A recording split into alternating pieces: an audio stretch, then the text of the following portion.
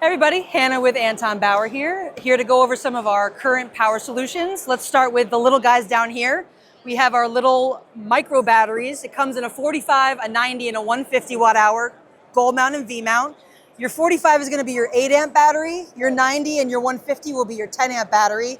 These are great for powering FX6s, FX9s. We have brackets for these.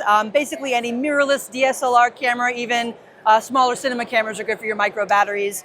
And then jumping up a level, we have our Titan batteries, which come in a slim line, which you can see over here, our SL version, as well as our standard Titans. We have in a 90 and a 150 and a 240.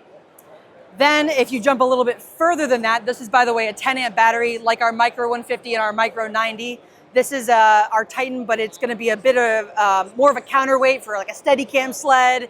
It's just a bigger form factor battery, 14 volts as well. Also in the 14 volt range, we have our Dionic XTs, which is currently charging a phone, if you see that, which it can, it's got a USB. But this is a 12 amp battery, comes in a 90 and a 150 gold mount and V mount. It's going to give you more amperage, so you're going to get more longevity and runtime out of your battery when compared to a 10 amp battery. And then you jump all the way up the scale to our 26 volt batteries, which we've had out for a couple years now.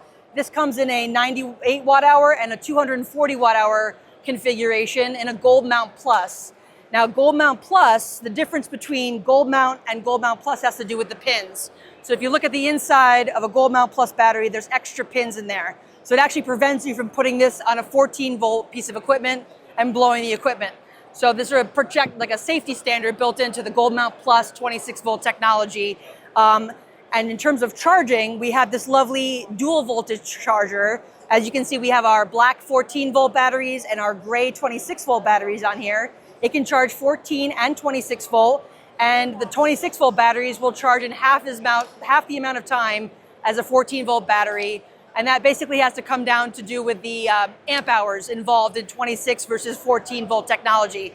So in terms of future proofing, the LP4 Gold Mount Plus is the charger you're going to want to get. It can do the standard Gold Mount as well as the Gold Mount Plus 26 volt.